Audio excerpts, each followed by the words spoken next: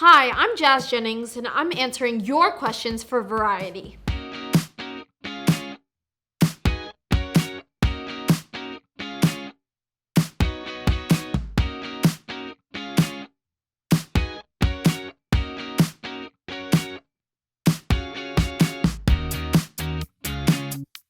Jen on Instagram asks, how can I feel more comfortable with coming out as trans? It's a little bit harder for me to talk about coming out as trans because I was very overt at a young age about my identity. As soon as I could express myself, I was saying I was a girl. So I never really had that coming out story. But my advice would be to find someone who you know is accepting and loving of the LGBTQ+ community and tell that person first, because you know that they're gonna accept you and embrace you no matter what. Whether it is a family member or a chosen family member, just find that person who you think is gonna be an ally to you.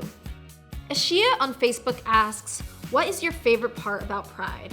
My favorite part about Pride is just being able to celebrate with the LGBTQ+ community. I think Pride is all about loving yourself unconditionally and embracing your uniqueness, and then sharing that love and pride with the community abroad.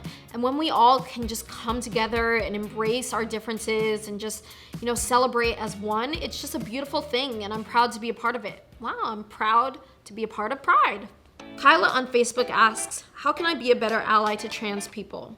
To be a better ally to trans people, just treat them like any other person with equality, dignity, and respect. We don't want to be treated differently just because we're trans. We just want to be treated as if we're any other individual. Just by accepting them for who they are, that's all you need to do.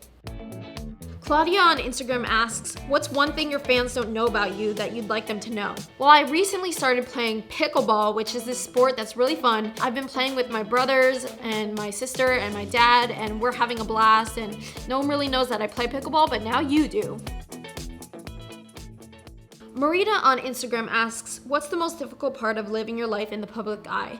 I would say the most difficult part is that I receive a lot of hatred and cruelty from people who are discriminatory and hateful towards the trans and LGBTQ+ community. It's really hard sometimes seeing those hateful comments. They don't really get to me on a personal level, but it makes me upset that we have so much hatred still prevalent in the world.